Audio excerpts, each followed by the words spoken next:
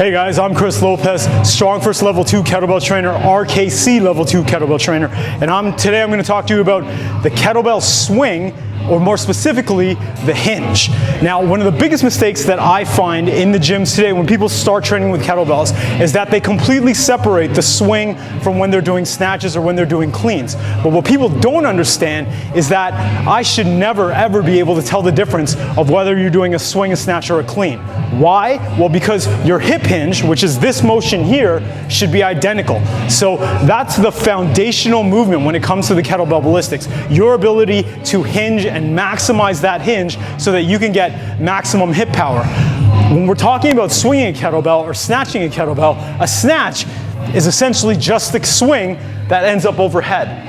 A clean is just a swing that ends up in the rack. And then obviously a swing is a swing where you're projecting your energy horizontally. So let me give you a brief example of what I mean.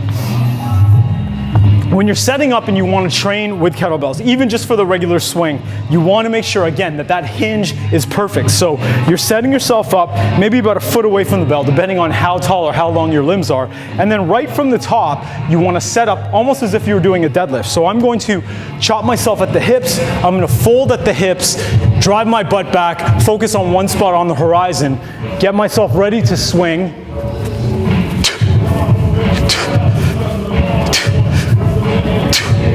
So you can see, based on those three swings, that my hinge was relatively consistent. It pretty much looked the same. So now, I'm gonna go into a one-arm variation, and I'm gonna add some cleans and some snatches in there, and I want you to see whether or not you can tell the difference as to whether I'm going to snatch, I'm gonna clean, or I'm gonna swing the kettlebell. Remember what I was saying before. A clean is just a swing that ends up here.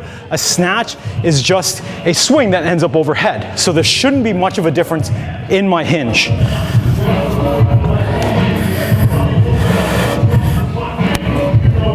So see if you can tell what I'm going to do first. And now, and now.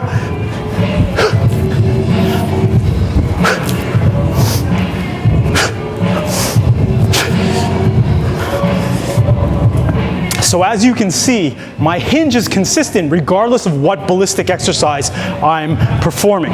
So that's the one thing that you really need to focus on. That's almost foundational when it comes to kettlebell training, is making sure that you've got a consistent hinge and that it looks the same either way.